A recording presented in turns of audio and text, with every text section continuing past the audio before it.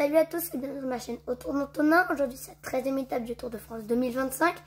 Petit retour sur les 2 derniers jours. Jeudi la montée vers Hautacam. Superbe victoire de Tadej Pogacar qui a repris le maillot jaune et mis 2 minutes sur Jonas Vingegaard. Aussi une folle échappée de Bruno Armirail qui est parti du premier kilomètre avec un groupe de plus de 50 coureurs et qui a presque fini l'étape tout seul, parce que dans les 20 derniers kilomètres, il est parti tout seul, mais il aurait pu, mais sans compter sur Tadej Pogacar qui a attaqué avant le sommet de la Hautacam pour essayer de reprendre du temps sur Jonas Vingegaard, ou la Visma qui a encore couru avec des stratégies de course méga bizarres.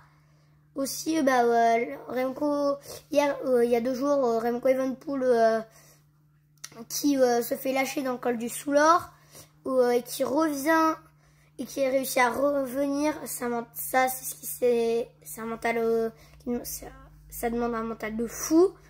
Ou aussi, la belle étape de Kevin Vauquelin qui a réussi à s'accrocher, à revenir régulièrement dans le peloton.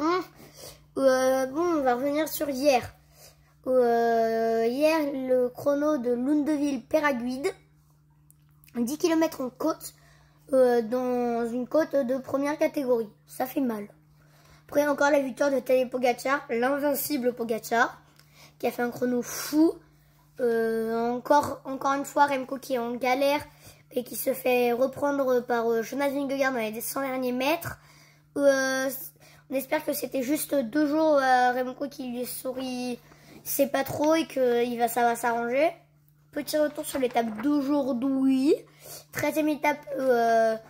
Aujourd'hui c'est la 13e étape du Tour de France. Étape du jour, Pau à Luchon. Luchon super bannière. 182 km, 4 cols, dont 2 de hors catégorie, le Tourmalet et super bannière. Le Tourmalet qui sera dans les 20-30 premiers kilomètres, même dans les 60 premiers kilomètres, je crois. Après, encore des arrivées au sommet, du coup, comme à Hautacam et comme hier sur le chrono, ça va faire trop mal pour les jambes. Là, il faut surtout du mental.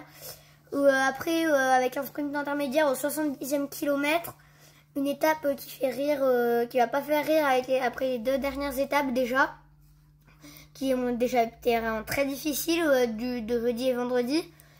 Aujourd'hui, c'est une étape pour les grimpeurs et qui correspond bien à Tadej, qui aime bien la montagne, mais particulièrement les Pyrénées. Il aime bien les grosses montées et avec de petites routes.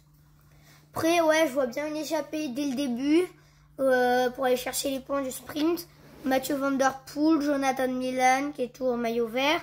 On a des rouleurs à partir dès le début pour prendre de l'avance avec les premiers cols. Ça va rouler, je pense, très très fort dès le début pour prendre de l'avance sur les premiers cols. Hein. Je pense que ouais. Je vois bien UAE rouler aussi très fort eux-mêmes pour essayer de prendre encore du temps et à plier le Tour de France déjà sur Jonas aujourd'hui. Après le sprint, il y aura le col du Tourmalet, 19 km à 7,4%, il va faire très très mal.